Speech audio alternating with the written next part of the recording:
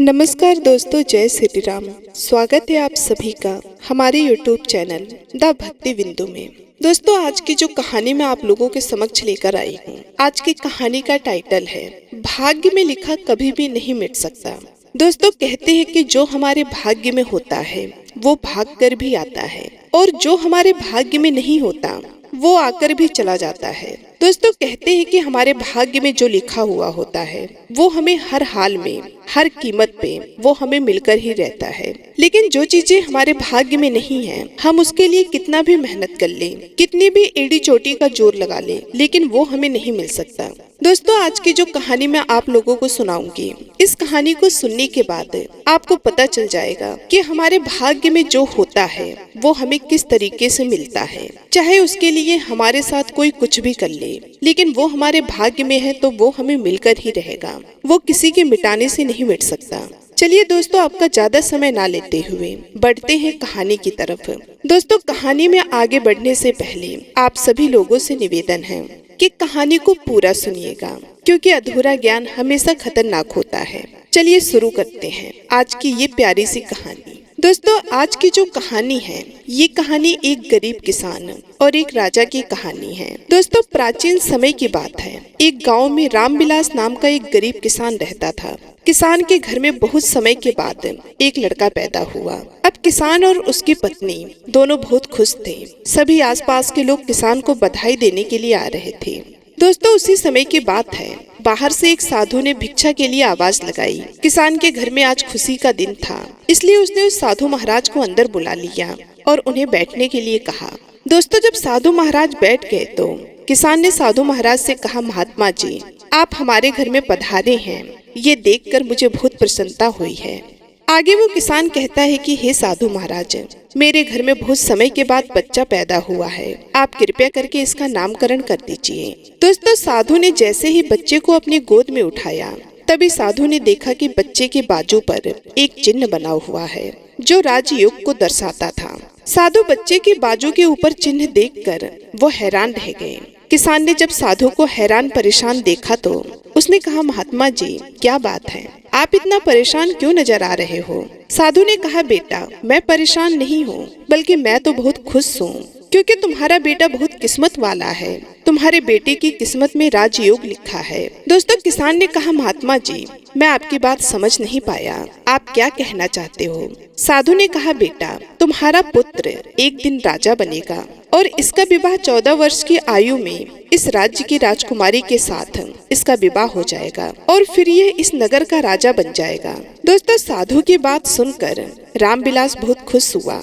जब गांव के लोगों को पता चला कि रामविलास का बेटा एक दिन इस नगर का राजा बनेगा, तो सभी लोग उसको देखने के लिए आने लगे। एक दिन की बात है, उस नगर का राजा हिरण का शिकार करता करता काफी दूर निकल गया, लेकिन हिरण राजा के हाथ नहीं आया और इधर राजा को हिरण का पीछा करते करते प्यास लग गई थी। लेकिन राजा को आसपास कोई नदी या तालाब भी नहीं मिला जहाँ से वह पानी पी सके। दोस्तों, राजा पानी की तलाश में भटकता हुआ उसी गांव में पहुंच गया जहां पर रामविलास रहता था। तभी राजा की नजर एक महात्मा के ऊपर पड़ी। राजा ने महात्मा से पानी मांगा। महात्मा ने राजा को रुकने के लिए कहा और अपनी कुटिया के अंदर से पानी लेने के लिए चला गया। महात्मा ने पानी लाकर राजा को दिया। दोस्तों, राजा पानी पीने लगा। तभी राजा ने देखा कि बहुत सारे लोग इकट्ठे होकर जा रहे थे। राजा ने महात्मा से उन लोगों के बारे में पूछा तो महात्मा ने कहा, यह सभी रामविलास के घर जा रहे हैं, क्योंकि उसके घर में एक बहुत ही किस्मत वाला बच्चा पैदा हुआ है और एक साधु ने उसके बारे में भविष्यवाणी की है कि। दोस्तों, साधु महाराज की बात सुनकर राजा ने पूछा कि हे बाबा, वो साधु महाराज ने ऐसी कौन सी भविष्यवाणी की है जिसके कारण सभी लोग वहाँ पर जा रहे हैं? महात्मा ने कहा, साधु बाबा ने बताया है कि जब रामविलास का बेटा 14 साल का हो जाएगा तो उसका विवाह इस राज्य के राजा की पुत्री के साथ होगा और उसका पुत्र इस राज्य का राजा बनेगा। इसीलिए उस भाग्यशाली लड़कियों को देखने के लिए आसपास के तमाम गांव के लोग रामविलास के घर पे उसके बेटे को देखने के लिए जा रहे हैं। दोस्तों, महात्मा की बात सुनकर राजा को बहुत गुस्सा आया कि आखिर एक मामूली किसान का बेटा उसकी पुत्री के साथ विवाह कैसे कर सकता है। दोस्तों, राजा ने महात्मा से कहा कि महात्मा जी, मैं ही इस राज्य का राजा हूँ और आपको क्या लगता है एक मामूली किसान के बेटे के साथ मैं अपनी बेटी की शादी कर दूंगा। महात्मा ने कहा, हे राजन, जो इस बच्चे के भाग्य में लिखा है उसे कोई नहीं मिटा सकता। दोस्तों, राजा को अपनी ताकत पर बहुत घमंड था। उसने कहा, महात्मा जी, मैं भगवान का लिखा हुआ आपको मिटा कर दिखाऊंगा। महात्मा ने मुस्कुराते हुए कहा, राजन, मैं भी यही हूँ और आप भी यही हैं। देखते हैं कि आगे क्या होगा। दोस्तों, अब राजा ने महात्मा को प्रणाम किया और वापस अपने राजमहल चला गया। अगले दिन राजा अपना भेष बदल कर रामविलास के गांव में पहुंच गया। लोगों से पूछता पूछता राजा रामविलास के घर पहुंचा। राजा ने रामविलास के घर के बाहर जाकर उसे आवाज लगाई। अब रामविलास उसकी आवाज सुनकर घर से बाहर आया और उसने पूछा कि आप कौन हो और किस लिए आए हो। राजा ने रामविलास की बात सुनकर कहा, हे रामविलास, मैं सेठ धनपत राय हूँ और पास के ही गांव में रहता हूँ। मैंने लोगों से सुना है कि तुम्हारे घर में एक तकदीर वाला बच्चा पैदा हुआ है और उसकी किस्मत में राजयोग लिखा हुआ है। रामविलास ने कहा, हाँ सेठ जी, आपने सही सुना है। राजा ने रामविलास से कहा, अगर तुम बुरा ना मानो तो एक बात कहूँ। रामविलास ने कहा, हाँ सेठ जी, बोलिए। राजा ने कहा, तुम अपना बच्चा मुझे दे दो, इसके बदले मैं तुम्हें बहुत सारा धन दूंगा और तुम्हारे बच्चे का पालन पोषण भी करूंगा। दोस्तों, रामविलास की पत्नी ने कहा, नहीं सेठ जी, मैं अपना बच्चा आपको नहीं दे सकती। राजा ने कहा, तुम एक मामूली से किसान हो, तुम अपने बच्चे का पालन पोषण अच्छी तरह से कैसे कर सकोगे। दोस्तों, रामविलास ने सेठ की बात सुनकर कहा, हाँ सेठ जी, आप ठीक ही कहते हो, हम इस बच्चे का पालन पोषण अच्छी तरह से नहीं कर सकेंगे। रामविलास की बात सुनकर उसकी पत्नी ने कहा, ठीक है सेठ जी, मैं आपको अपना बच्चा देने के लिए तैयार हूँ, लेकिन जब यह बच्चा 14 साल का हो जाएगा तब आप मुझे इसे वापस कर दोगे। राजा ने कहा, ठीक है, जब तुम्हारा बच्चा 14 वर्ष का हो जाएगा तो मैं इसे तुम्हें वापस कर दूंगा। दोस्तों, यह कहकर राजा ने बच्चे को ले लिया और वहाँ से चला गया। राजा बच्चे को लेकर एक नदी पर पहुंचा। राजा ने सोचा था कि वह बच्चे का गला दबाकर मार देगा और उसकी लाश को नदी में बहा देगा, लेकिन बच्चे का मासूम चेहरा देखकर उसकी गला दबाने की हिम्मत नहीं हुई। बहुत सोचने के बाद राजा ने लकड़ी का एक संदूक लिया और बच्चे को संदूक में बंद करके पानी में बहा दिया। दोस्तों, राजा ने सोचा संदूक गहरी नदी में जाकर अपने आप ही डूब जाएगा और यह बच्चा मर जाएगा। यह सोचकर राजा अब निश्चित होकर वापस राजमहल में चला गया कि अब यह बच्चा वापस नहीं आएगा और मेरी बेटी के साथ इसकी शादी भी नहीं होगी। दोस्तों, अब राजा मन ही मन बहुत प्रसन्न होने लगा। वह सोचने लगा कि आखिरकार मैंने भाग्य का लिखा हुआ मिटा दिया। दोस्तों, उधर वे संदूक बहता हुआ एक नदी के किनारे पर पहुंचा, जहां पर एक धनवान सेठ सूर्य देवता को जल चढ़ा रहा था। उस सेठ ने जब संदूक को खोलकर देखा तो उसके अंदर एक बच्चे को देखकर वह हैरान हो गया। उसकी भी कोई संतान नहीं थी। दोस्तों, अब सेठ उस बच्चे को अपने घर ले गया। सेठ की पत्नी बच्चे को देखकर बहुत खुश हुई। उसने जब सेठ से पूछा तो सेठ ने उसको बच्चे के बारे में सारी बातें बताई, कैसे वह उसे नदी में बहता हुआ मिला। दोस्तों, सेठ और उसकी पत्नी ने बच्चे के लिए भगवान को हाथ जोड़कर धन्यवाद किया। अब वह बच्चा सेठ के घर में पलने लगा। इसी तरह धीरे धीरे 14 वर्ष बीत गए। सेठ ने उस लड़के का नाम राघव रखा था। राघव बहुत ही समझदार और बुद्धिमान था। दोस्तों, एक दिन की बात है। एक दिन राघव को अध्यापक पढ़ा रहे थे। अध्यापक जो कुछ भी पूछता राघव तत्काल उसका जवाब दे देता। यह देखकर अध्यापक ने राघव को कहा, तुम तो बहुत ही समझदार और ज्ञानी हो, तुम आगे चलकर बहुत बड़े आदमी बनोगे। दोस्तों, अध्यापक राघव की प्रशंसा कर ही रहे थे कि तभी वहाँ से वही राजा गुजर रहा था, जो किसी दूसरे राज्य में किसी काम से जा रहा था। राजा ने जब राघव की तरफ देखा तो राजा वहीं पर रुक गया। राजा ने राघव से पूछा, तुम कौन हो और कहाँ रहते हो और तुम्हारे पिताजी का नाम क्या है। दोस्तों, अब वह लड़का अपना नाम राजा को बताता है और कहाँ पर रहता है उसका पता भी बताता है और कहता है कि मैं सेठ हीरालाल का पुत्र हूँ। दोस्तों, यह पूछकर राजा वहाँ से चला गया। अपना कार्य करने के पश्चात राजा जब वापस आया तो वह सेठ हीरालाल के घर गया और उसने हीरालाल से कहा कि हे सेठ, तुम्हारा बेटा बहुत ही समझदार और बुद्धिमान है। सेठ हीरालाल ने राजा की बात सुनकर कहा, महाराज, मैं अपने बेटे का असली पिता नहीं हूँ, मैंने तो सिर्फ उसे पाला है, लेकिन वह मेरे लिए बेटे से भी बढ़कर है। राजा ने सेठ हीरालाल से पूछा, यह लड़का आपको कहाँ से मिला।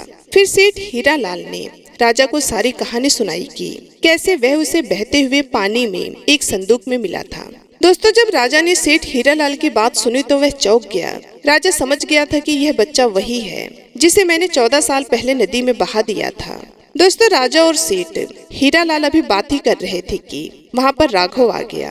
राजा ने राघव को देखा तो उसने सेठ हीरालाल से कहा, सेठ जी, मुझे आगे किसी काम से जाना है। अगर आप अपने बेटे के हाथों मेरी एक चिट्ठी महारानी तक पहुंचा दो तो मैं उसको सोने की 1000 मोहरें दूंगा। दोस्तों, राघव ने यह सुनकर राजा से कहा, हाँ महाराज, क्यों नहीं, मैं आपकी चिट्ठी जरूर राजा तक पहुंचा दूंगा। राजा ने चिट्ठी में चुपचाप एक संदेश लिखा और चिट्ठी के ऊपर मोहर लगा दी और चिट्ठी राघव को पकड़ा दी। दोस्तों, राघव चिट्ठी लेकर चला गया। राघव चलते चलते एक घने जंगल से गुजर रहा था कि वह रास्ता भटक गया। उसे रास्ता ढूंढते ढूंढते रात हो गई। राघव रात गुजारने के लिए कोई जगह ढूंढने लगा। तभी उसकी नजर एक झोपड़ी के ऊपर पड़ी। राघव ने सोचा, मैं यहीं पर रात बिता लेता हूँ। यह सोचकर राघव घोड़े से नीचे उतरा और झोपड़ी के अंदर चला गया। जब राघव अंदर गया तो उसने देखा कि एक बूढ़ी माता खाना बना रही थी। बूढ़ी माता ने राघव को देखा तो उससे पूछा कि तुम कौन हो और बिना इजाजत के अंदर क्यों आए हो। राघव ने अपने बारे में बताया कि वह रास्ता भटक गया है, इसलिए रात गुजारने के लिए यहाँ पर आया है। दोस्तों, राघव की बात सुनकर बूढ़ी माता को उसके ऊपर दया आ गई। लेकिन फिर बूढ़ी माता ने राघव से कहा, बेटा, तुम्हारा यहाँ पर रुकना ठीक नहीं है, क्योंकि यहाँ पर डाकुओं का अड्डा है। अभी कुछ ही देर में डाकू आने वाले हैं। यदि इन्होंने तुम्हें यहाँ देख लिया तो तुम्हारे लिए बहुत बड़ी परेशानी खड़ी हो जाएगी। दोस्तों, बूढ़ी माता की बात सुनकर राघव ने कहा कि लेकिन बूढ़ी माता जी, इतनी भयानक रात में मैं कहीं और जा भी नहीं सकता। अगर मैं बाहर गया तो जंगली जानवर मुझे खा जाएंगे। इससे अच्छा है कि मैं यही कोने में जाकर लेट जाता हूँ। यह कहकर राघव कोने में जाकर लेट गया। दोस्तों, कुछ समय के बाद डाकू अपने घर वापस आए। डाकुओं ने जब राघव को देखा तो बूढ़ी माता से उसके बारे में पूछा। बूढ़ी माता ने उनको बताया कि इसका नाम राघव है। ये बहुत ही नेक दिल का बच्चा है और ये राजा के काम से राजमहल जा रहा है। दोस्तों, जब डाकुओं ने यह सुना तो उन्हें कुछ संदेह हुआ। वे राजा की हरकतों के बारे में जानते थे, इसलिए उन्होंने राघव की जेब से चिट्ठी निकाली और उसे पढ़ने लगे।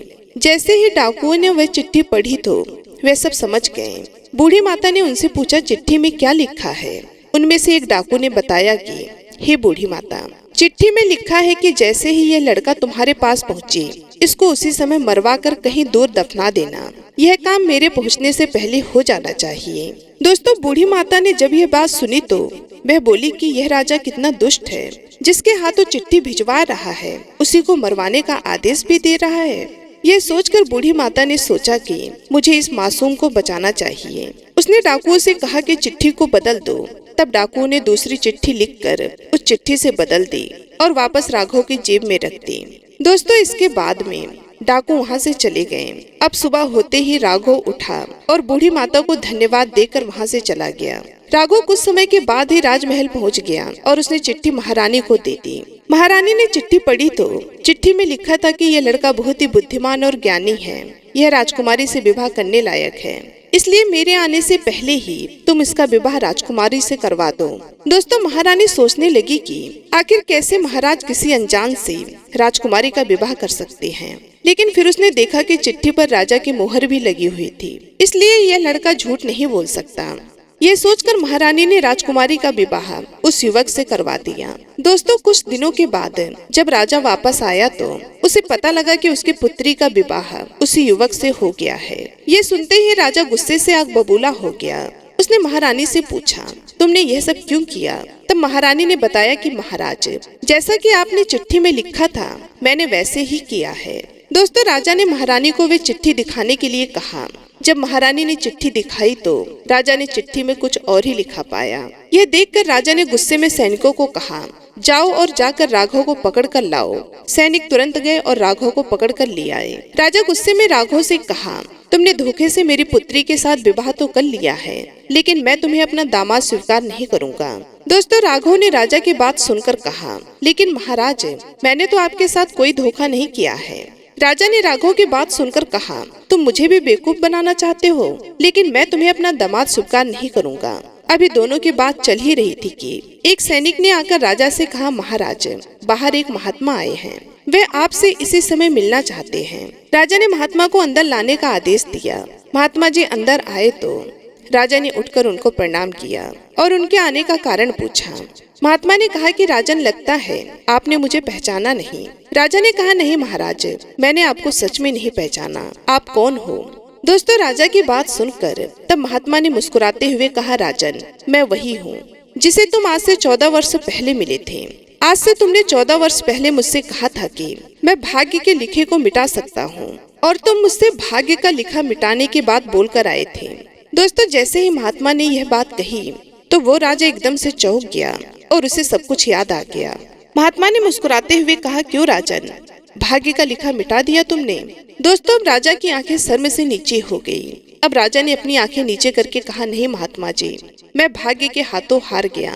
महात्मा ने कहा, राजन, भाग्य के हाथों कोई नहीं जीत सकता, इसलिए अब राघव को अपना दामाद स्वीकार करो और अपना राजपाट उसको सौंप दो। राजा ने कहा, महात्मा जी, जैसा आपने कहा है वैसा ही होगा। दोस्तों, राजा को समझाकर महात्मा जी वहाँ से चले गए। राजा ने राघव से माफी मांगी और अपना सारा राजपाट उसको सौंप दिया।